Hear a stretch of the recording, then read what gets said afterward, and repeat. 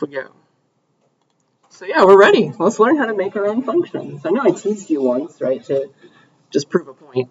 And we know enough now to write our own. Let's do it. Let's learn the secrets. So off we go. I think you have probably the idea by now that everything we've been doing is in the main function, and that is just starting to get a little disgusting. Yeah, our main functions are giant right now. Let me fix this. That's better. So we say int main, and then our whole program right now goes between those curly braces. That is disgusting, right? Got like thing 1, thing 2, thing 3. There's 3 separate maybe ideas. You have to shove them all into main. And then, of course, return 0 as we like to do. Close your curly braces. Like this could be hundreds of lines. If you want to do something complicated, wouldn't it be nice if we could package up like these small little chunks of ideas that maybe just like can function on their own? That's a pun, I guess. Into their own little functions, right? Like, and turn this into like a 4-line main function. Like call function 1 that does this stuff, call function 2 that does this stuff, and then call function 3 that does that stuff. It just makes it much easier for us to think about. Okay, so let's learn how to make our own functions so that we can like hand off main's problems to somebody else or some other people. All right, it's like here's the goal. Like you got main like inside of main somewhere. It calls F1. Then maybe function 1 to do its job, it needs to like call a few other functions. Function 2 needs to do some stuff. Function 3 needs to do some stuff. And then function 3 needs some help from function 4. Like you could set all this kind of stuff up like that. All right, that's going to be the goal. So here is the secret. Here's how you make your own functions. I guess I don't really need to tell you much because like main is a function. Like I'll use main as an example because you've been making at least one function always, right? So here's how you define a function. Here's how it works. So the very first thing you say is called the return type. All right, this bit right here is called the return type of your function. I guess I'll mark that as like number 1. It's number 1. That's the first thing.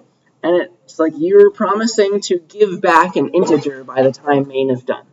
So see that return statement. It's giving back an int. Interesting. That's your return type. And then, of course, you give the name of the function. Thing 2. Every function has a name. And then between braces, or sorry, not braces, between parentheses, that's the word, you give any parameters. They're called parameters that your function takes. We know that these are kind of called arguments, but like when you're defining it, they're called parameters, all right? I'll say that word. So those are your function parameters. Those are the things that somebody needs to give you when your function gets called. Thing 3. And then, of course, between the curly braces, you give like what you want to have happen when somebody calls you. What would you like to do with these values?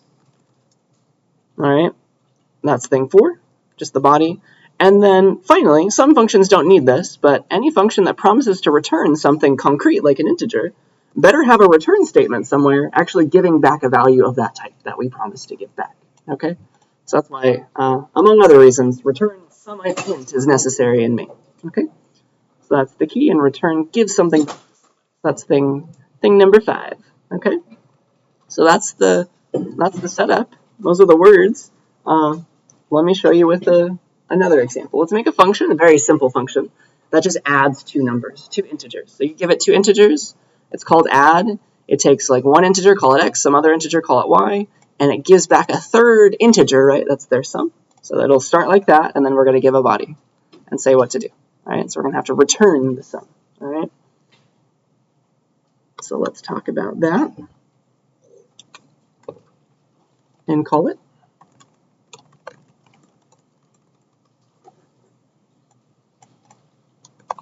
All right, so first of all, let's kind of pretend we have it. Like, what do we do? See out. I want to call a function like add 4, 5. And it should compute 9, right? Give 9 back, add 1, 7, oops, give 8 back. That's kind of how I want to use this function. And so let's make it. Let's say, all right, its name is called add. It takes 2 integers. I'll give them names like x and y. And it gives back their sum, so it will return an int. That's my return type. And then what do I want to do here in the body? How do I take these values and like give an answer back? Okay, so the goal is always like use these values to do something and we're getting them every time we call. Okay, does that kind of make sense? We're getting different values for x and y every time we call the function. We're kind of like jumping up here, and x and y are getting set. Okay, so when I say add, or when you call any function, in fact, when I say add with two numbers, maybe they're called a and b, what that means is you're telling C++ to go off and like run the body of the function. Bless you. Run the body of the function with each parameter set to each of these things, a and b. So x is the first thing, then y is the second thing. So run it with x set to a, because that was the first thing you gave. With, I should say the word with x equals a, x set to a, and y set to b. That's what you're kind of saying when you call a function. Like, please go off and run the body of that function with these particular values, my argument values for these parameter values. So when I call add 4, 5, we're jumping up here, x is set to 4, y is set to 5. When I call add 1, 7, we're jumping up to here, x is set to 1, y is set to 7. Right? And so now, we get to assume we have those things, because we do. What do I want to do with these values? I want to give back, that is return, right? Return the sum of x and y. It's a very simple function, but that's the point.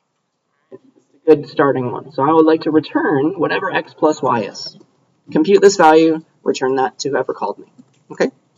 So then, we're back here, like this, we'll jump up, right? We'll see the answer, we'll get 9 back, and then we'll print 9. And then same with this, we'll jump up here, x set to 1, y set to 7, we get 8 back. And so we print 8.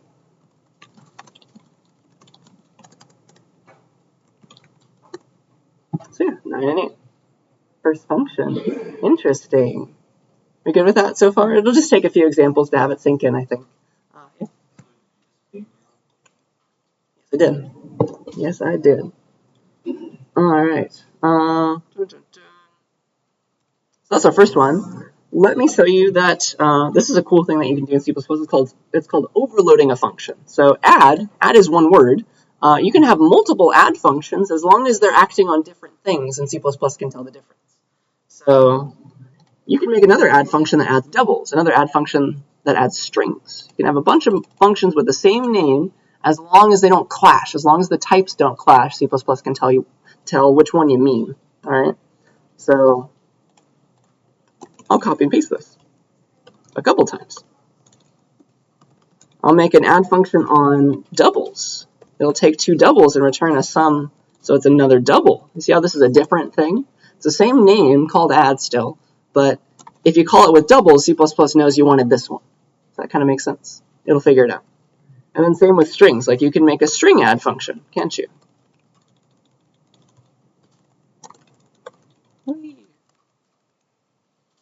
So string. Take two strings, give back a third string with the plus operation. Yeah, so that's totally possible. And we can call each of these. So pretend that they're up here. Remember that they're up here. Let me show you. I'll add, but not with these values. We'll say like 3.14 and 5.67.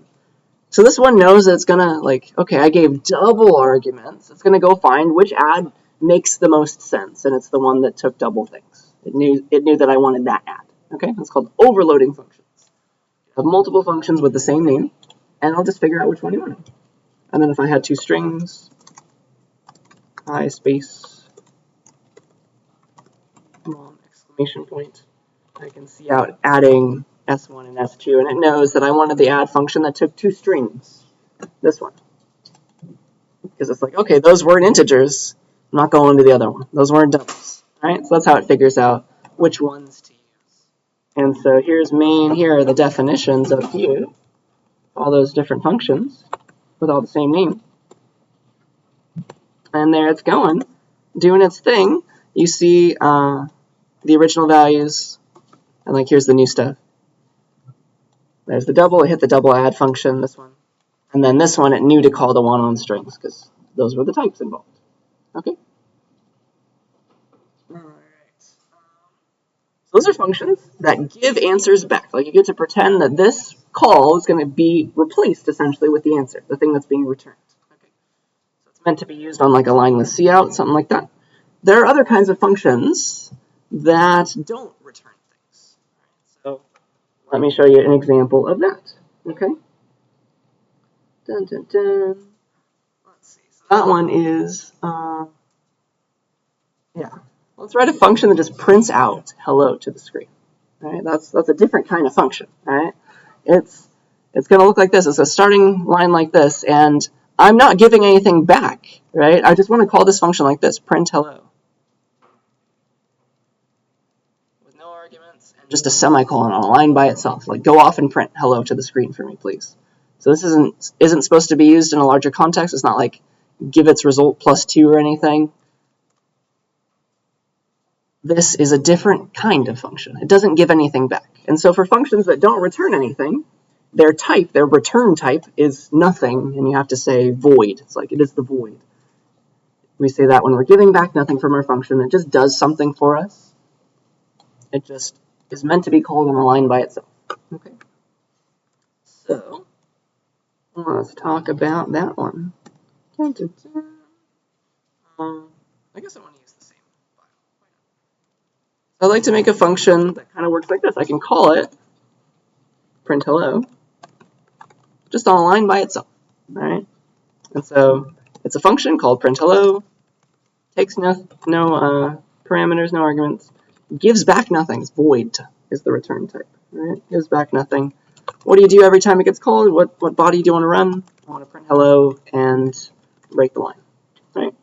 So that's a different kind of function. It's just meant to be called on a line by itself. And because of text sizes, I can't show you the whole program at once. There you go. So there I am calling it, and oops, I did not mean to edit it. There we go. And so there it is, printing hello. I just called it once. It's printing hello.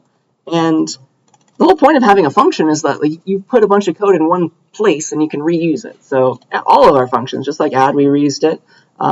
Print hello, of course, you can call multiple times. It's just meant to be called on a line by itself. It gives nothing back. It just goes off and does stuff for us. Every time we call it, it's jumping up here, running this code, going back. Okay? So that is a different kind of function. It's one that does not return anything. Does that make sense? This will be a good file to study after this lecture. Functions that return stuff, functions that don't return stuff. All right? Notice that there's no return statement. Doesn't really make sense. Okay, so let me show you what it's like to call a function now. All right, we know this already, but like we have new names and new words involved. So we have our add function that we made on integers, for example, and like we go off and we call it. So what happens when we call a function? Now we know some more secrets. So when you call a function, of course, you have to say its name. Like that's thing 1, right? You have to give arguments, right? As many as it is expecting. That's thing 2. We know that. And then your function might give something back, which means it's a function that returns something, has a return type that's not void. And you better use that return value, otherwise there is no use calling the function. Okay? So the secret now, the new thing, is that we know how to define our own functions now. It was like int add, int x, int y, and then there was a body, dot, dot, dot. All right, so here is the goal. What happens when you call this function is these are your arguments. They're being shoved into these places called your parameters. All right, every time you make a call to add, it's different every time because you gave different values. So the parameters from the definition, like that x, it's seeing the a. The y is seeing the b. It's being transferred into there before we run the body. The parameters are the things in the definition. They're getting your arguments. Right? So the x is being set to a, the y is being set to b, and then it's running the body for that particular call. Right? Because of course you can call it with c and d as well. Okay? So that's the new thing. And I think that's the end of that story. So now you know a little bit more. Okay? Any questions before I ask you a question? Ready? All right, here's your question. I would like you to please get into those peer instruction groups, go to that written nice page, and I'll stop attendance after the question if I can remember. But here's what I want you to ponder. These are two functions, all right? Or sorry, well, yes, 2 functions, but here's just like a full program. You can imagine like IO stream's been included. Everything that you need has been done up there. But there's something else wrong with this code, all right? Something here, something between these 2 guys that's just very, very wrong. I'd like you to try and figure out what's wrong. Something is wrong with this code. It won't do what we expect. You'd think it would print like 10 or something. Like that's kind of the goal, maybe. It's like it's 5 times 2. But something is definitely wrong here. It's subtly wrong, maybe explicitly wrong. I don't know if you can see it. Try and figure out the issue and write down as much information as you could say about the problem and even how to fix it if you can see that too. Okay? There's something wrong here. It doesn't have to do with like IO streams. Pretend that's all there. Okay? So give that a try for a few minutes and see if you can figure it out.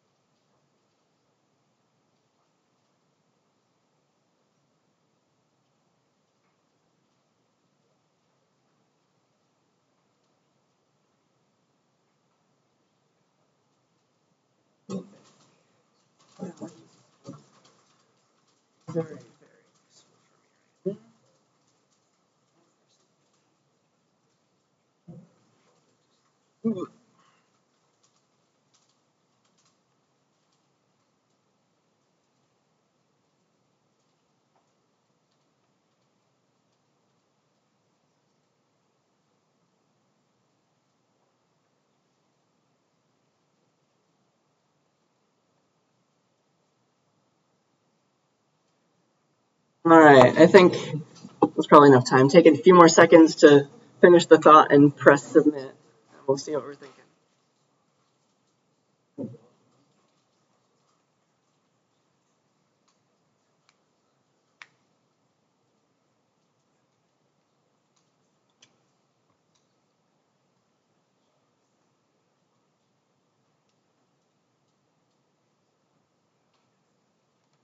All right, let's see. Nice, nice, nice, nice. So I see the right word, returning. We're not returning anything. It's just printing that 5 function. It's just doing something. Let's see. It's not meant to be called on the line with a lot of context. So good, yeah. Not returning things. Weird things are happening. Awesome. Very good job. Nice. I promise to stop that. All right. So yes, the issue is this function. It just, all it's doing is a void function. It's not giving anything back. It's just printing 5 to the screen every time you call. Right? All this function does, I hope we see, it just prints 5. It does not give back the number 5 or anything like that. It prints it to the screen. Do we see that? Okay? So that's important. And it won't even compile if you tried. If it could compile, let's kind of think about how it would run. Like main's going to do this, and it's going to see out whatever this is. And so like C++ is like, all right, this involves a function call times 2. I have no clue what's happening here. So I better go off and call 5 and get an answer back, hopefully. And we'll see what happens. Like here's the terminal output screen as you're running it. So it goes and it calls the 5 function, expecting to see something, and all it does is print 5. Right? So you just printed 5 to the screen, first of all. And then it's like, all right, I got nothing back. I need to multiply nothing by 2. Okay? So that's a bit of an issue. And so, and then it would go off and print that, and it has no clue. Okay? So this is a function that just prints 5. It's not meant to be used on a line with a whole bunch of context like this. It gives back nothing. It's just meant to be called by itself, right? It's on a line just like that. If you wanted it to work like this, the 5 function should have been this one, right? It should have been called 5 still. It should have given back an int with a return type, right? That's the goal. So I say return 5. Okay, that's what it should have been, and these two are not at all equivalent. I hope we see that. Questions about that? Does that make enough sense? All right. So yeah, this is the age-old issue of returning versus printing. Do I want to show this? Yeah, let's just code this up just for fun, just to watch it like not make any sense. It shouldn't even compile, and we'll try to figure out what it's trying to say. This is the in-class exercise. Boop. And every time I paste something from PowerPoint, like it puts in some weird space characters, and so I need to go off and I need to fix every single one of those. So let's, we want to substitute whatever that character was for a normal space everywhere. There you go. Who knows why it does that? So it shouldn't even compile. Boop. Like, okay, it's pretty helpful. It's color-coded. Invalid operands of type void in it. It's trying to multiply the void, nothingness, by 2, and of course that makes no sense. All right, so it won't even compile, which is good for us. All right, we'll figure out how to fix it by then. All right, but now you know how to understand that error. And so yeah, it all comes down to this, returning versus printing. And this is, the reason I'm spending so much time on this right now, the reason I gave you a question is because this is just, it's a very common CSCI 40 error, okay? To make a function like this and expect, or to make a function like this and expect it to give back 5. It does not. Because all that we've been doing in this class is kind of printing, and so like in our minds, I think printing corresponds to like doing actual things with values, and there's a huge difference, okay? So returning versus printing in functions, it's a big deal, and an easy way to spot the difference is to think about, like, you have a function that returns something versus a function that doesn't. Think about how you would call them, all right? That's kind of the idea. How would you use these in main, for example, all right? So add is a function that returns something, so how can I use add, okay? I can use it like this, add 3, 4, that's going to give back a value, and I can like add 2 to whatever that was, right? I get to pretend that this is going to like give back 7, right? And I better use it in a place, like I better immediately print it or like shove it into a variable. Like that's how I should be using this add function. I get to pretend that the value it returns, like the call is being replaced with that. And so I can use it in a larger context as if I said the word 7, right? So I typed a 7 there. It's doing it for me, right? That's one way to do it. You could also use, like, give the answer straight to cout, right? Add 5, 6, and a new line. Because, again, it's giving back a value. You get to pretend that this call, because it gives back the int, that is the result, you get to pretend that that is replaced, essentially, with 11. That's kind of the goal, all right? So that's the way that you can use the add function. Some ways that you can't use the add function, or just one way, is like this. You cannot use add like this, add 2, 3, semicolon. Do you see why? This will compute 5, right? You pretend it gets replaced with the answer. It's as if you said 5 semicolon. Do you see that? That's useless. It's just making the computer do work and you're not using the answer. So that's something you can't do. It's giving back a value, you better use that value. See that? It's important, yeah. So it's not going to print to the screen? No, only cout print stuff to the screen. Yeah. One way or another. Like, this function is going to print with cout. There's no cout anywhere here. And so if you're running that code, you can't expect to see anything printed out because there's no cout. Good. Yeah. Any other questions before we talk about the other one? This is very subtle. This is a slide to study for sure. This is a common error I see. Okay. So here's another function. It's print hello. It's void. It takes nothing. It just goes off and does something. How can we use this function?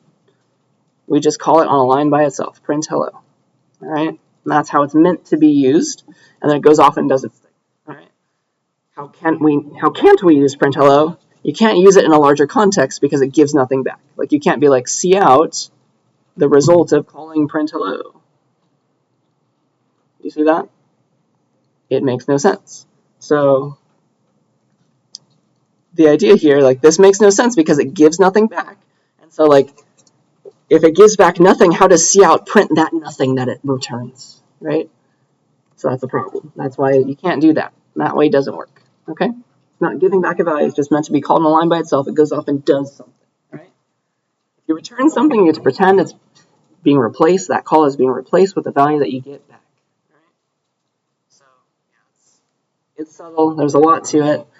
Let me just code all this up so that you have some code as well. Like the more times I say this, the better it'll sink into your minds, right? Returning versus printing. So I guess I want to mess with. Do I really? No, I guess I'm good. So okay, let's steal the add function. I don't even have it open right now. Let's steal the add function from this file. Boop. And I will put it here. It's my normal one. And then let's steal the print hello function as well. Boop. So here are two functions. And now let's think about how we can use them. All right, so add has to be used in a larger context, like cout the result of calling add 4, 5, and like you can multiply the answer by 2. Because like it's going to get replaced with whatever the answer was, 9 in this case, okay? Compute a bigger answer, cout it, all right?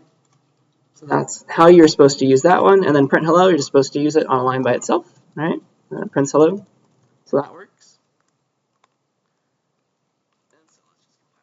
And so let's just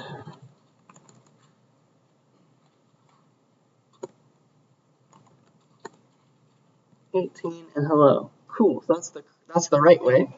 Here are the wrong ways. So you can't use print hello like this. You can't be like cout print hello. This won't even compile. Because again, it's like, I'm not sure how to print the result of this function. Like it goes off, it calls it, it's expecting to get something back. It gets nothing back. And it's like, I'm not sure how to print nothing to the screen. And it gives you a very long error about that. And it's just like, it's enumerating all the ways that it knows how to print things. Like, I know how to print a long.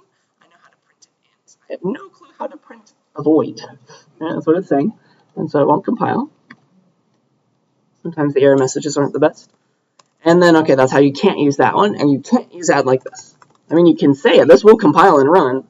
But this is a very useless line. It's like saying this, because it's getting replaced with the answer. This is like saying 9 semicolon, right? Does nothing for us. Notice how it's not printing 9. It's computing 9. It's getting 9 back. But, I mean, you just immediately threw away the answer. See that? You better use it. Use it in a larger context. Save it in a variable. Print out the result immediately like I did up here. Those are your options. Okay? So, another important concept and a good program to study. All right? So, yeah. Are we good? Any questions about any of that? Before I just show you more, like, files with more functions in them. Just got a bunch of examples. All right. So, question first, yeah. So it's not going to print hello because you didn't do cout?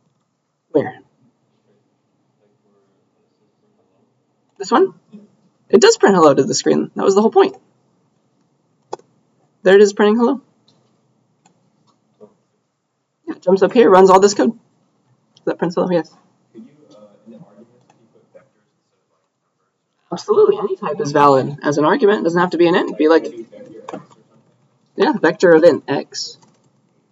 Yeah, that's totally valid. You can pass whatever you want to functions. Yep. Good questions. All right.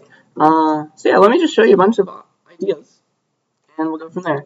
Just want to teach you how to break down problems. All right, because like I said at the start, like all programming is, it's like coming up with little algorithms for yourself, and algorithms are like recipes. So let's learn how to cook with C++, I guess. All right. So here's like an example question. So I gave you this question. Okay. It's like, how can I sum the squares of the numbers from 1 to n? 1, 2, 3, all the way to n. So for example, if n is equal to 3, then to solve this problem means I would like to sum up all of which values? Then sum 1 squared plus 2 squared, right, plus 3 squared. So there's a problem for us, which is equal to 1 plus 4 plus 9, which is equal to 14. Yeah? And we want to do that for any n. Maybe the user gives me the n value. Right? So that's my goal. And So, like, how can we break this down? How can we solve this problem? Like, we're going to write an algorithm. We know how to do that, right? Like, what's a good way of breaking the problem down, right? I'm going to try and give you examples of that. So, again, algorithm is just a sequence of steps to solve the problem. And our goal, at least my goal, is to teach you, like, how to take a big problem and break it down until it's so small, the pieces are so small that you can immediately understand how to solve them, right? It's like you have some big problem, but maybe you can hand it off to somebody. Like, okay, I can break it down into this piece, do that, and then this. This one breaks it down into that, and then maybe it takes two separate ideas to do that last thing. Like, break it down in that way. And then all these, like, once we get down here, the problem's just so easy that we can do that piece so simply. And, like, we understand how it, like, works its way back up, right? That's the goal. We'll just make a bunch of little algorithms and just keep going until, like, things are small enough that you know how to do and you can do it. And it all makes sense, right? Because eventually, like, I've been telling you exactly step by step what to do in your labs, right? I'm going to stop doing that very quickly, okay? Because I need to teach you critical thinking. I need to teach you computational thinking. I'm going to give you what I want to. I'm going to eventually in labs give you, like, the expectation of an output value, like some examples, and it's your job to come up with the in-between, right? I'm going to stop giving you a lot of step-by-step instructions, and that's just how you get better as a programmer, right? So in general, here's what you do. Here's what I do when I'm thinking about a problem. Like, I read it. I figure out what is the input. Like, what am I getting from the user? Like, what's the input, and what am I outputting? All right. Read its input. Go and implement it. Break it down. All right.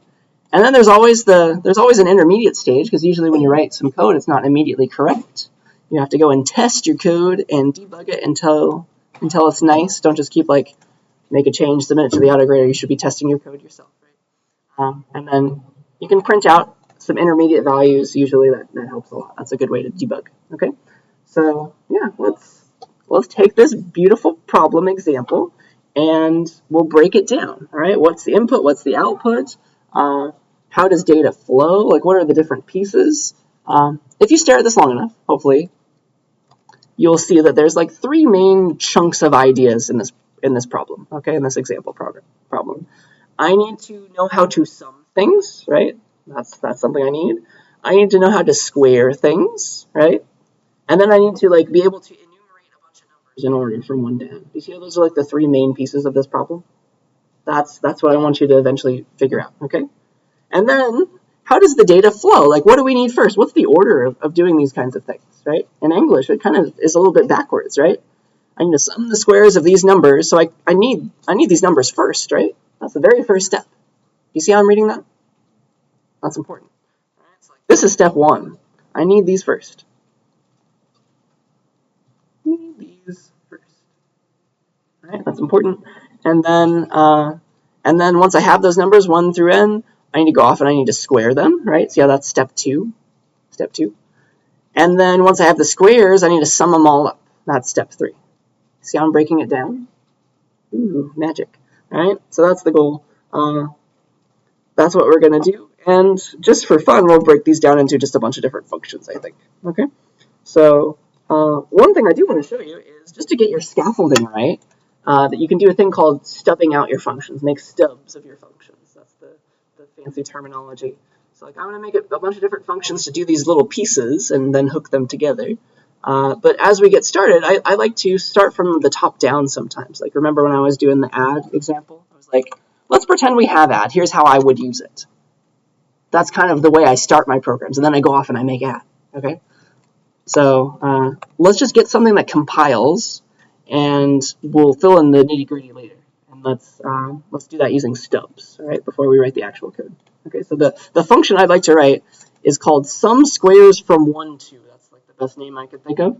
And I'm going to make a stub for that function, all right?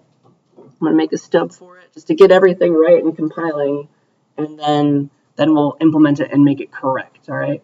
So let me get that started, and then I'll tell you exactly what a stub is. Sum of squares.cpp. So, all right, what I need is, like, let's pretend I have this. Let's say, all right, I've got a sum of squares function, sum squares from 1 to.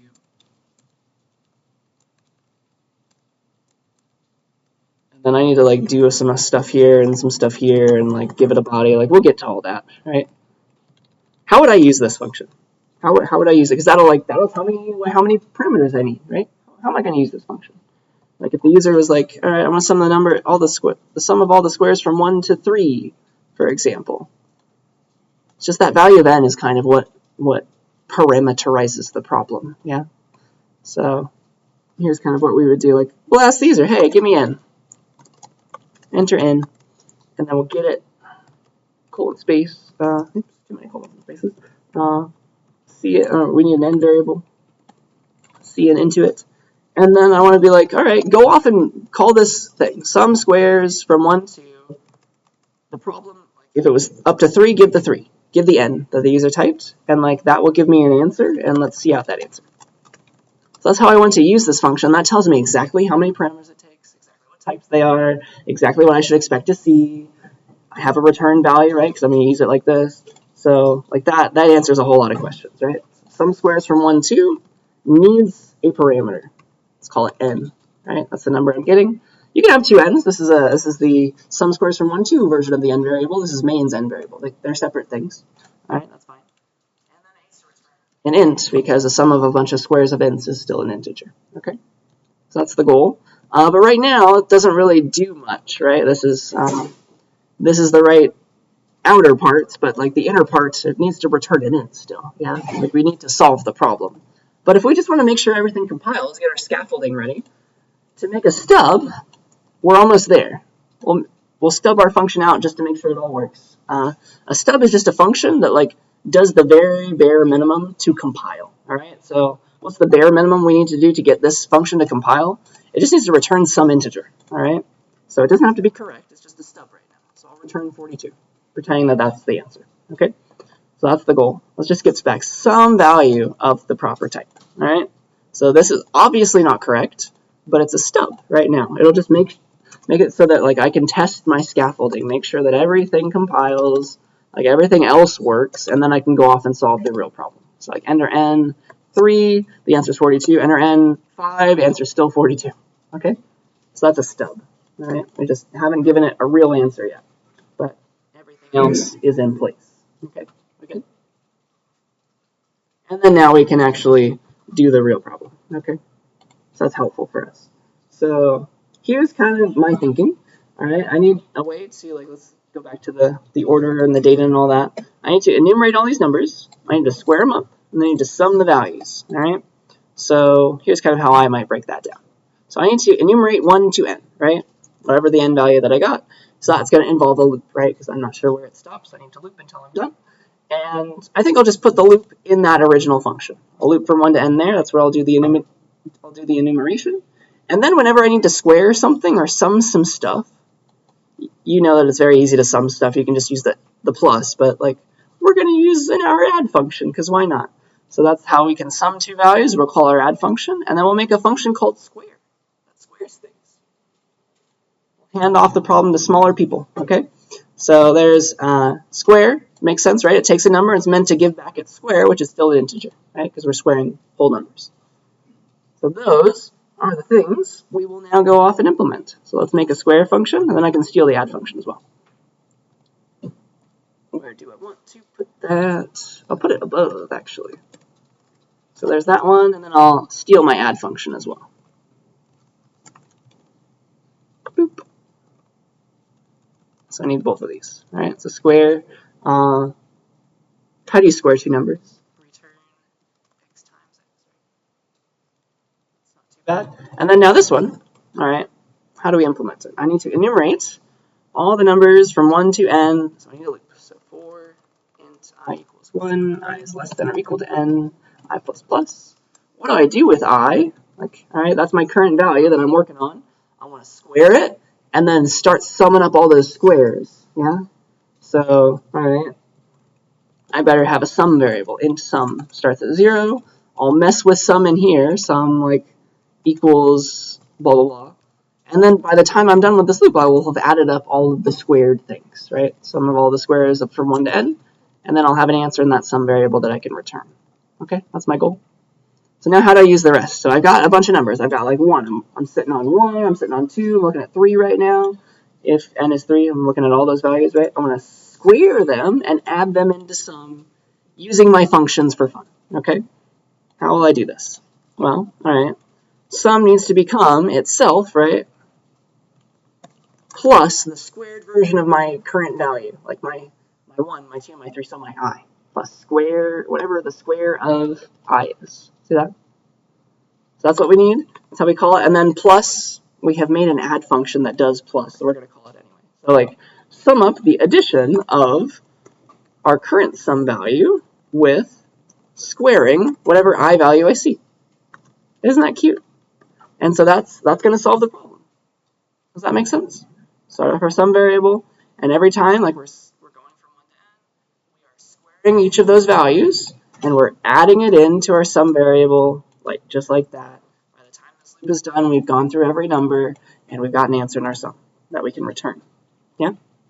So we should see our 14 or whatever when we call it, if it was 3 that we gave. Okay? So here's this code. I need to zoom out a little bit, I think, just so you can see all of it. There, and then here's the main function.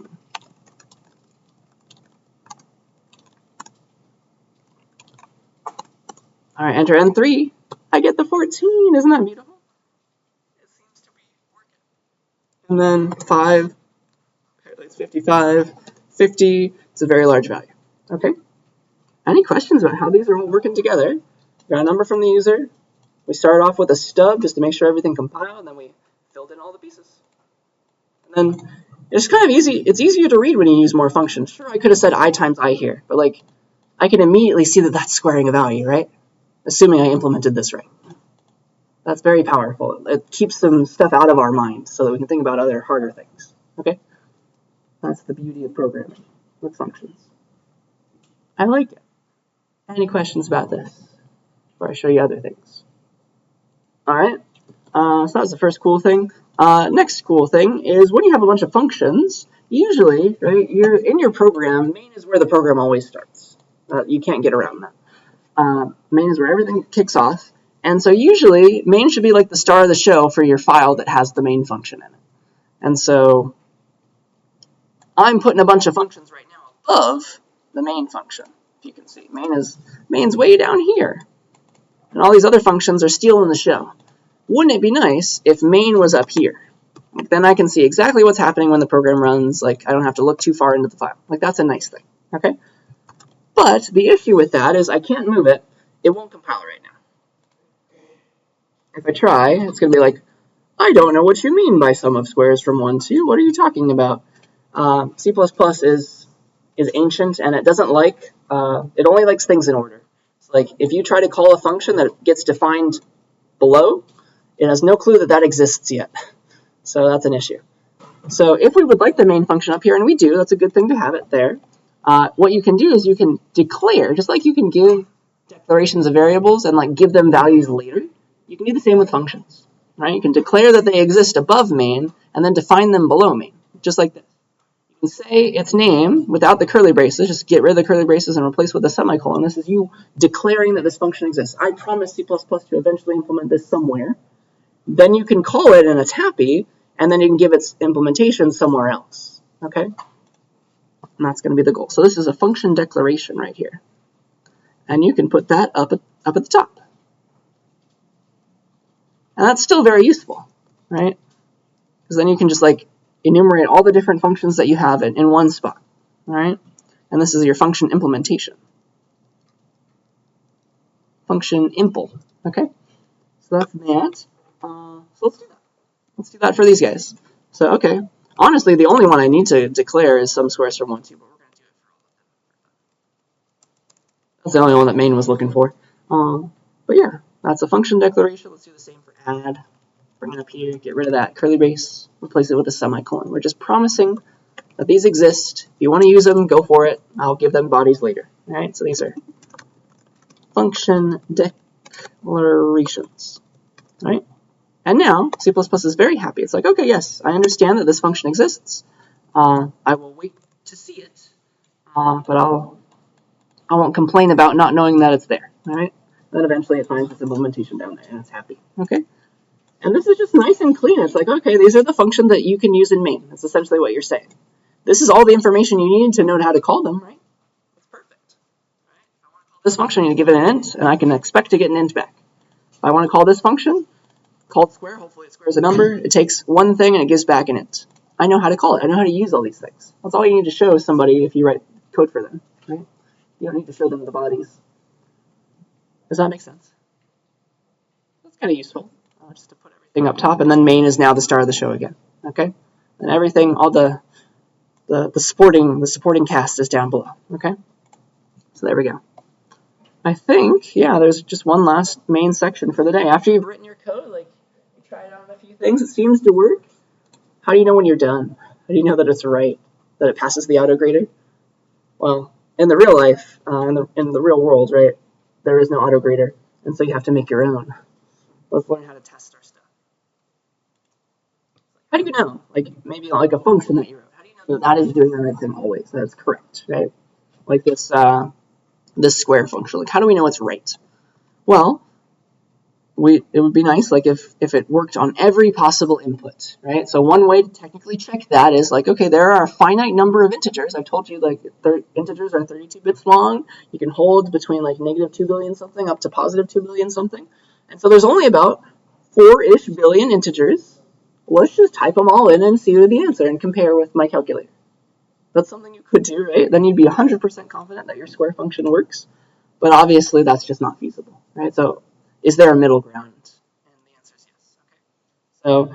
So there's actually a way to prove that the functions that you wrote are correct beyond any shadow of a doubt. Like, they're always going to work, even for every 4 billion integers, without trying them.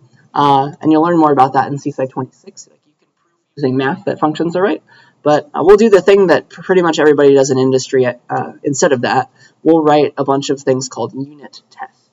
All right, so that's what I'm about to teach you how to do, right? Unit tests, which the idea is, like, you pick a small unit of code, small little chunk, usually like a function, and you write a bunch of test cases for that chunk, just for that part. Like, tests just for the square function, tests just for the add function, tests just for sum squares 1, 2, yeah? That's how you do it. And so, let's pick something smaller to work on and test. Let's make a factorial function, okay? So let's think about that. I think I secretly gave you one before, right? But let's do it with just integers. So, like 5 factorial. Remember that this is kind of what we're doing. You give 5, it's meant to give back 5 times 4 times 3 times 2 times 1.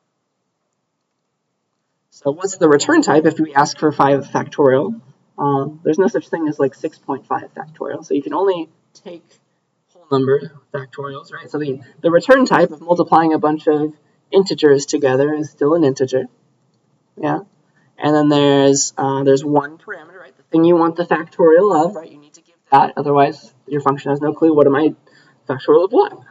That's the one thing, right? You give one parameter, and it has to be int, because factorials are for whole numbers, right? And then the name can be whatever you want. We'll just call it factorial.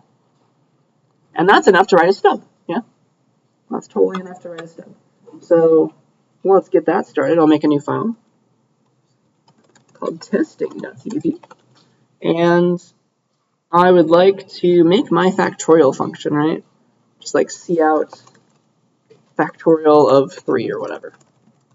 So let's do this. Let's be like cout factorial of 3, cout factorial of 4. All right, so it's called factorial. It takes an int, call it, I don't know, n, I guess. And then it returns the factorial of that int, which is still a whole number. So it's still an int again. And then, okay, we just want to get this to compile first, right? It doesn't have to be correct. Let's make a stub. So I'll return 42, or just to make it more subtle, let's return 6, right? So testing. All right, so the factorial of everything right now is 6, if you didn't know that. That's a stub. That's a good start. And now, let's talk about test cases. Let's actually make some test cases before we even write the real code, right? So now it compiles and runs. Let's make it right by checking it first, all right? So a test case, again, it's just a Boolean expression. It's something that you're comparing, right? You're comparing what you expect to see with what you got, all right? And so I hope that makes sense, right? So a Boolean expression, again, is just something that gives back true or false. We want a yes, no answer. Was it right? Was it wrong? All right? Something. That's the goal. Something that gives back true/false. Okay. So we're comparing what we expected to see with what we got. All right. So an easy way, the easiest way to make a test case for your code, for your functions, is to just use an if statement. All right. To use an if statement, it's like, okay, here's one test. The factorial of 3, right? The answer is actually 6, right? So let's check and make sure that our function does that, yeah? So if the factorial of 3 is in fact giving 6 back, right? If that function gives back the right answer, then the test case passed, right? We can be like, see how it passed. Factorial of 3, yeah? If that wasn't true, then we can be like, see how it failed. Factorial of 3, in all caps. Okay, let's make a couple tests. So that's one test. Let's test like factorial of 4. What should that be? That's, you multiply 4 by 6, right? So it's going to be 24. And like if that passed, then factorial of 4 test passed. Otherwise, it failed. Does that make sense? Like those are my test cases. My current factorial function is wrong. It's always returning 6 right now. And so this is a good reason to have multiple tests, right? Because the first test passes. Yeah? Just because of what we're doing. It's silly. But obviously, any other test is going to fail. That's why we need multiple of them. And so those are some good tests. This idea of like checking and seeing, like, this is what I'm getting back, right? And this is what I'm expecting to see, yeah? That's my Boolean expression. I just want this to be true. Please, please, please let this be true. If so, it passed the test. Please, please, please let this be true. If so, it passed the test. This is such a common pattern that we'd like to wrap this kind of testing idea into a function. It's called assert true. That's the technical term. That's what people like to use. And so I'm going to translate these tests to a use of a function called assert true that just like packages around the idea of checking a condition and outputting passed or failed. Okay. So again, we're going at a higher level now. So I'm going to use the string type here for that. And so instead of this, right, I'd like to make a function called assert true that kind of works like this. Okay. So instead of this, I'll comment these guys out. I'd like to translate them into the following. I'll have to zoom out. A call to assert true. What am I asserting to be true? I'd like factorial of 3 to be equal to 6. And then a description of this test is like factorial of 3. See how that's the only like stuff that's different between the two tests, like the thing that you're checking and then like what the test's name was. We can package the rest into a function called assert true. Okay. So if that's how we're going to use it, let me put it up here so we can see it as I implement it. If that's how we're going to use assert true, what is its, we know its name, what's it going to take, what's it going to return, right? So it needs to take two things, yeah? It needs to take a Boolean, right? This will become a true or false value. So it's going to take a Boolean value that you're trying to assert to be true. We would like it to be true. So I'll call it bool b. That will become a Boolean value, true or false. And then I need to pass along a string that describes the test, so like string description. Okay, those are the two arguments to assert true, the two parameter types and everything. And then it's just meant to be called on a line by itself and print passed or failed, so it'll be void. Does that make sense? And so, yeah, I'll just package this idea of checking that Boolean just like this. It's like, okay, this is what varies now. If b is true, remember that is redundant. You could just say if b, because it'll just get replaced with whatever b was. If it's true, it'll run the body, yeah? And then we say it passed, and then we give a description of our test. That is not always called that, right? So it's called description. Give our description right there. So that's our assert true implementation. Do you see how it'll take this, if it was true or false, it'll take it right there. It'll take the description, and then, like, if it was true, it'll say that test passed. Otherwise, it'll say it failed. That's not too bad, I hope. So yeah, there's assert true factorial of 3, and then we'll do the same for factorial of 4. That should have been 24. Give a new description, right? And so nothing changes. The output should be exactly the same. We've just made it much easier to write tests. See that? Now they're just lines that look like that. Any questions about that? So like we're asserting that this Boolean should be a true thing. If it's true, it passed our test. Okay? So, yeah, I think that's a good start to it all. Well, let me move these guys down here. we'll write more later, but I think it's time to actually make the tests pass. Yeah, let's actually implement our factorial function. So what do we need to do in factorial? We're not summing up a bunch of values, we're multiplying a bunch of values, yeah? So it's not like a int sum equals 0, and we're just going to add in the sum. It's like int product equals 1, right? And we're going to multiply it into product. We can't start at 0 because then everything would still be 0. So right, now let's do our looping. So for int I equals, like the factorial of 5 is 5 times 4 times 3 times 2 times 1. So start at the 5, go down to 1, I minus minus, and then product equals itself times whatever I is. So it'll multiply all the values going in decreasing order into the product variable.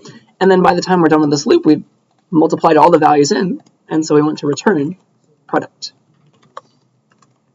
So that's the factorial function implemented correctly, I think. Excuse me. And yeah, we get a pass. 2 passes this time. That's looking better. All right.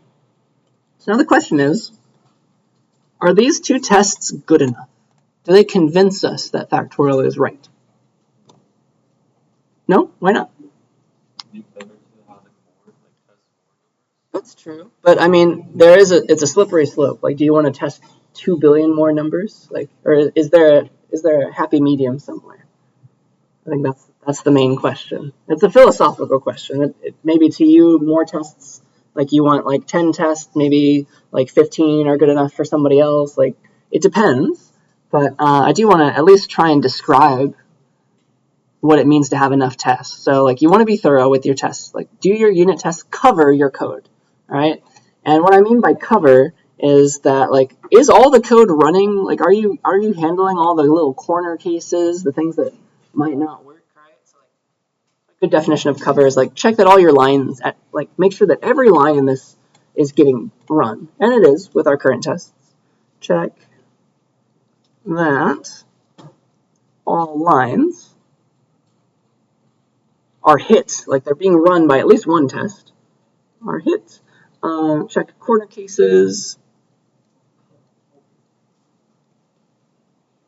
edge cases, stuff like that. So yeah, all the lines, including like, just imagine you had like if else, you had like an if else statement in here. You would make sure, right, to cover the if else statement with tests, you want to make sure that you have a test that hits the if part of the true branch, and you want to have another test that hits the else part, the false branch. Does that make sense? You want to hit both of those bodies. You can't run them both, so you need 2 separate tests at least. I hope that makes sense. And so some good examples of corner cases are, I have a loop here. Some good corner cases for loops are tests that run the loop exactly once. So which one would be that? Which value of n would run this loop exactly once? I think it's 1. Factorial of just 1, because it'll run it 1 is greater than or equal to 1. That's the only time that works. So checking factorial of 1 is a good test. And then, what are some inputs that don't run this ever? Factorial of like 0, right? Factorial of 0 technically exists in math. So like, let's add some of those tests. Right?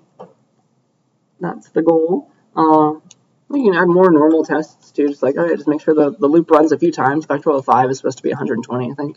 Let's have a few normal tests that run the loop body a few times, then have some edge cases. Be like, all right, factorial of 0, right? Factorial of 0 should be 1.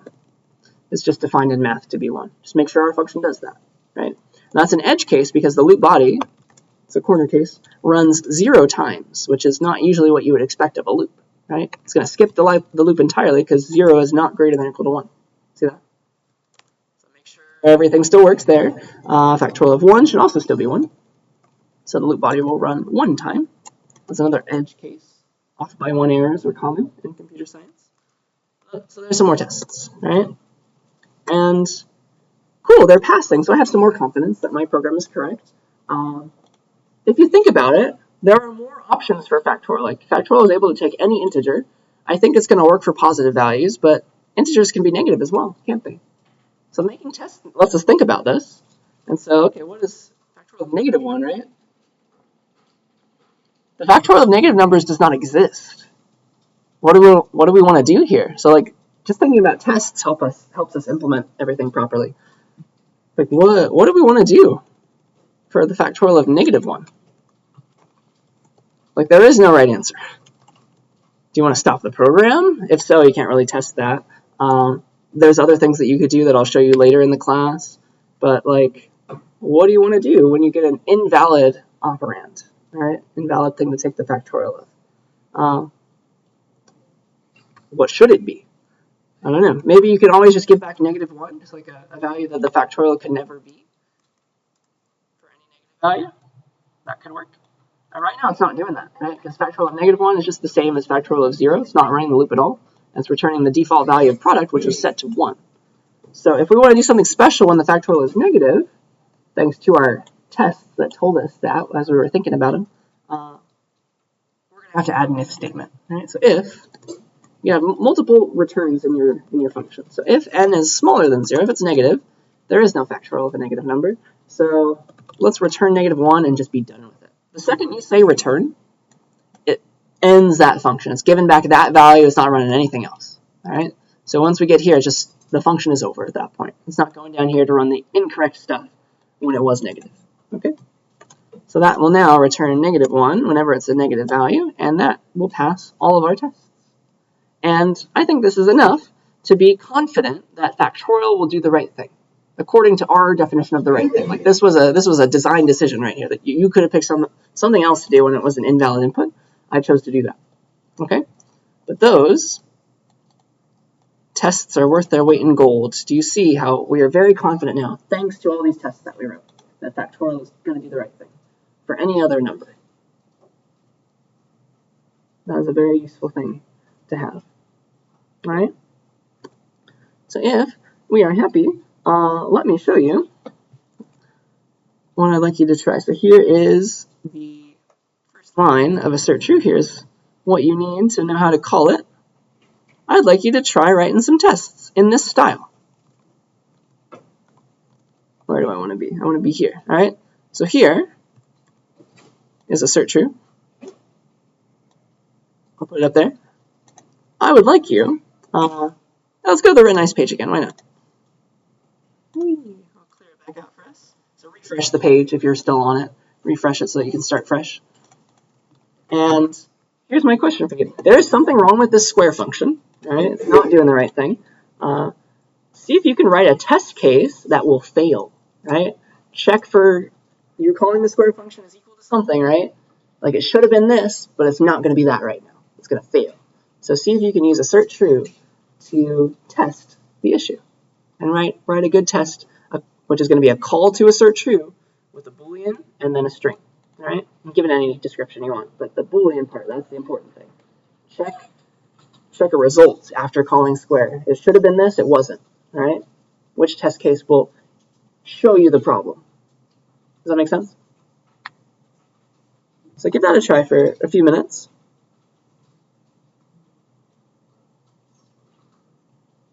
And then we'll come back and see what we're thinking. Please help each other as well.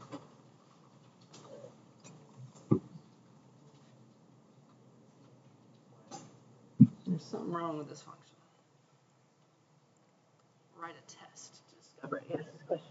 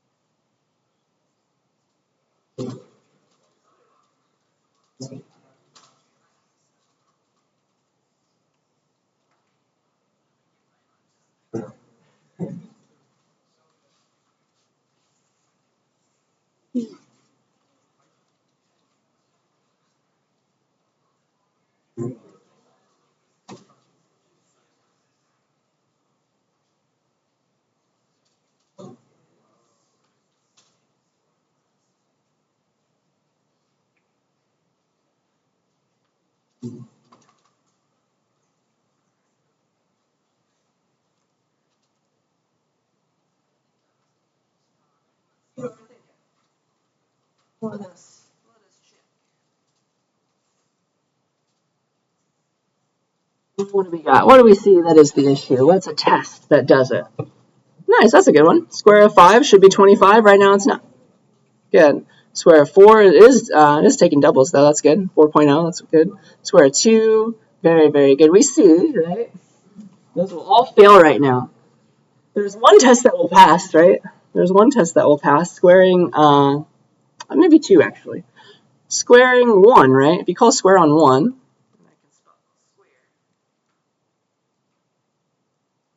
call square on 1, oops, perfect timing, it will give back x is 1, therefore give back 1. That is correct. But square of 2, of course, right? We see the problem.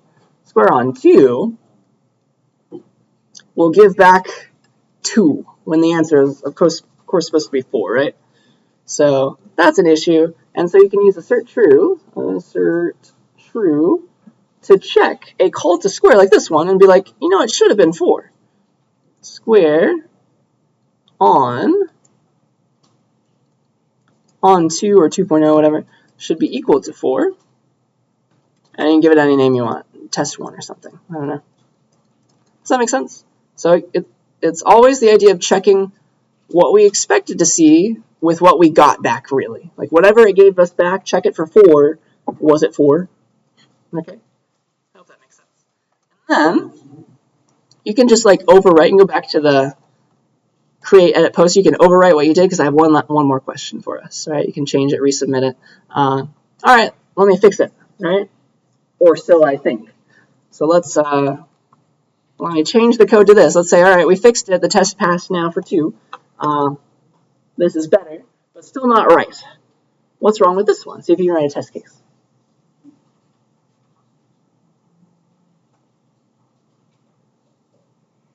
This one's more subtle, so give that a few minutes. Just like a minute or 2. Just overwrite your original post. You see the issue there? Definitely more subtle.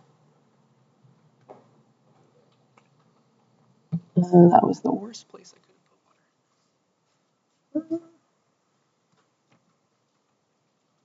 That could work. I think this is also.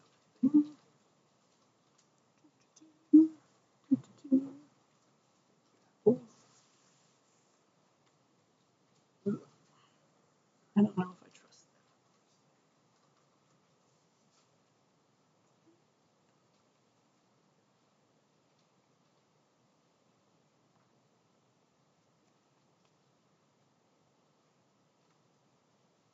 What will you call assert true? What will you check?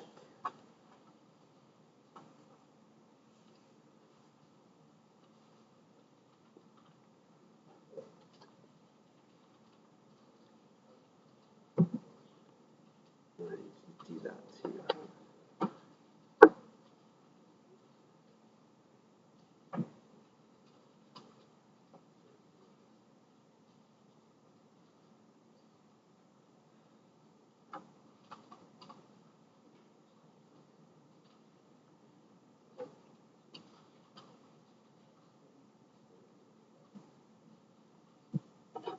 All right. A few more seconds. You can update your post and press submit again. Let's see. Let's see what we're thinking.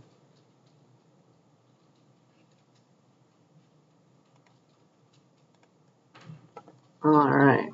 Some of these didn't change. Good. All right. Yeah, I see a few of these. Very good. Very good. Nice. So it's very subtle. So square of 2 works, right? that test will pass now. But really, it's a double, so it's like square of 2.0. And that makes all the difference. Okay, 4, that test passes right now. It will give back 4. But what's it going to do with another double? One that actually exhibits doubleness, like 2.5. What will that do? So it's going to compute, right? Squared num is going to make this variable, squared number. I'll just call it that. And then it's going to compute, right? The right answer. What is the square of 2.5? 6.25. It will compute that, 6.25. But look at the type of this variable. Ooh. So, all right, it's trying to shove that into here, and it can only hold whole numbers, so you know what's going to happen. 6. This will give back 6, which is not what we wanted. You see that? The types make all the difference. And so, what's a valid assert true call? That we can do here. All right, so assert true, we should be able to call a square on 2.5, and the answer should be 6.25. But we are right now comparing doubles to doubles exactly. I told you this is a horrible idea with doubles, right? So what you should be doing instead is probably like, all right, the absolute value of calling a square 2.5, subtracting that from 6.25, and making sure that's very small. That's your condition, right? So that's what you should be doing here. Just keep that in mind. Test 2. But actually, this particular test will work. It is possible to precisely represent 6.25 inside the computer without a loss of precision, but you didn't know that, all right? So you should be doing it the right way, but technically this would work right now. You always feel uneasy when you're comparing doubles to doubles, though. But technically this one will work, all right? Any questions about that? Try to do it the hard way. Do it the right way with the absolute value and subtraction, yeah. Wait, could you go to the first ice? Yeah. This forgot to even use squared number. Now this one's using it, but it's the wrong type. Yeah. All right. Any other questions? So yes, new topics, new fun stuff. I won't test you on functions for the midterm, of course. But that's where we're going to stop today. A lot of helpful stuff to study, I think, still. And let's see. Thank you for your participation there. I now want to give you a lab, right? So I think I gave you a lab that's due week 7, so next week.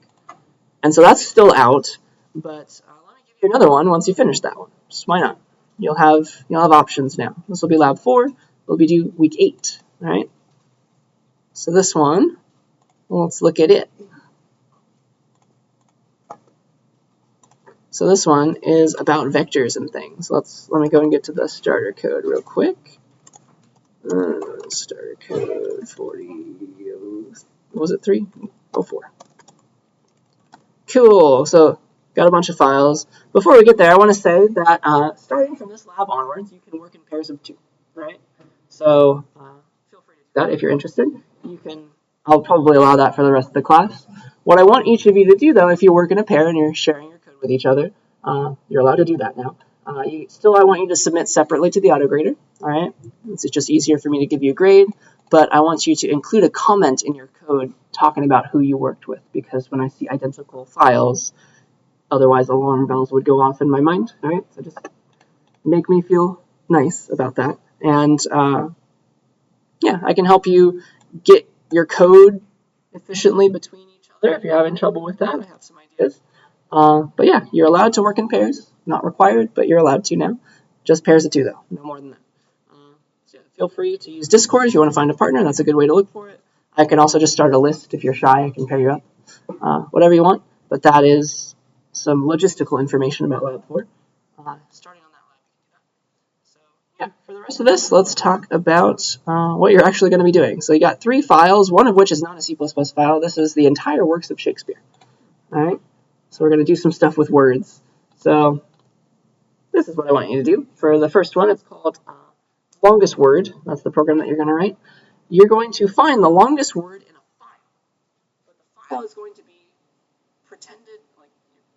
it's going to pretend to see the file as if it were typed on the keyboard. And there's a way to do that. There's a way to give a file as input to your program, and you'll get it as if somebody had typed it. Right? That's kind of what I'm trying to say.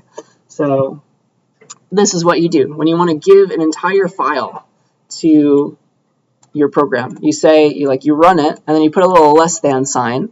It's like an arrow, and then you give the name of the file that you'd like to be used as input, and then it will shove this as input to CN essentially into the program, which is really nice. It's like it'll type the entire works of Shakespeare into your program when you run it like this, right? And your goal is to take every word in that file and find the longest word, right? So think about how you might do that. But there's some extra stuff I want to say. So let's go to the actual program. So I've started you off well, okay? So you're going to read a bunch of words from CN because the file, you can also pretend to type, that's fine too. You can also give a file to the program with that less than as input, and you'll see it in CN, right? You want to read words one by one, keep track of which one is the biggest. And so I made a string variable. I started you off with a loop, and the loop looks very weird. Right? I said CN into a current word variable. If you use CN with strings, you'll get a word at a time. That's perfect. This is weird to appear in the condition of a loop, all right? But this is actually everything that we could ever want, because what happens is when this line runs, this little operator is doing a very nice thing for us. It just is going to read words as long as there are words in the file, okay? It's going to read a new word into string, into whatever this variable name is, as long as there is one to read. It's going to read a word at a time from the file, and it will be true if it successfully read that word, right? It will result in true and keep the loop going. And it will be false if it ever hit the end of that file that you were shoving in to see it. And then it'll stop. So this loop will run its body every word of the file and stop once the file is over. Isn't that cool? That's what's going to happen. That's the reason we did it. So don't change that. Just change the body. You have a new word set into the current word variable. How will you keep track of the maximum, right? Or, sorry, the longest word. It's kind of like a max problem. That's my hint. So yeah, once you calculate it, just output a line saying the longest word is this, and make some of your own files to test with. But if you compile it with G++, of course, and you run it like this, with file name, with Shakespeare, for example. So you give it that file. Apparently the longest word in that file is this one, and you don't have to get rid of any punctuation or anything. This is the longest word as far as we can. Okay? So yeah, make your own examples. It includes that, you don't have to change the word or anything. But yeah, try to make some of your own sample files so you can play around and make sure it's working. Okay. Any questions about this part of your lab? So you're reading a bunch of words with this kind of while loop, which is very cool looking. Right? You're shoving a file into CN with this less than operator. It's very useful so that you don't have to type it yourself. Yeah. It could be any file. You can give your CPP file into it if you would like. Yeah, just any file. It doesn't have to be TXT. That's why I kind of just said file name here. It could be anything. Yeah. So yeah, you could even use your C++ file if you want. So that's that one. So it's just some string stuff kind of. Your other file is vectoroperations.cpp. That'll be the harder one. It'll be on vectors. So I'm including a bunch of stuff for you. And we're using command line arguments. So here's what you're going to do. You're going to get a bunch of numbers as command line arguments when you compile and run this program. So you're going to run it like this. Vector operations, 1 space 2 space 3, or 2 space 5 space 4 space 0 space 3. You're going to give a bunch of numbers as command line arguments right before you run the program, right? And your goal is to put these numbers into a vector, which I think I've given you, put it into V, right? And then do stuff with that vector, right? So the array, the thing that you're given, get it from the command line arguments. It'll have at least 2 elements. There will always be at least 2 numbers in my tests. That's how you should be testing it too. But yeah, you'll always have at least 2 numbers. Is that what I wanted to say here? I think so. Yeah, there will always be at least 2 numbers. Or is it just 1? Do I mean just the side? I'll have to check that, but pretend for now. It's guaranteed to have at least 2 elements, all right? So, yeah. Take those elements, put them into V, a vector of ints. Remember that these are going to be taken out of argv. You're getting those things out of argv. They are C strings right now. They are not ints. So you'll have to do something about that. All right. Get them all in to the vector v, and then here's what I want you to do with those values. All right. I'd like you to find the minimum element, print it out. Find the maximum element, print it out. Find the indices of the minimum and maximum elements. You can probably do some of those at once, right? And print those. And then I want you to figure out the second smallest element and the second largest element. All right, so for 1, 2, 3, the min is 1, the max is 3. The index was the 0, right? Because you're placing these numbers into a vector. The 1's going to index 0, and 1 and 2. Right? So the max is at index 2.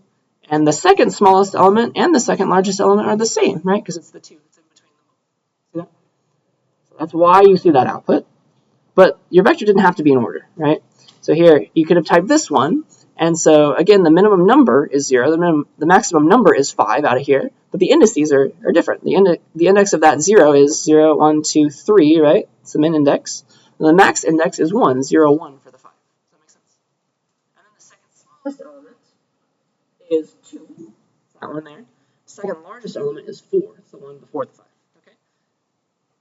Duplicates count as separate elements, though. All right. So if the user gave you 1, 1, 1, right? The second, let's say the user gave you 1, 1, 2.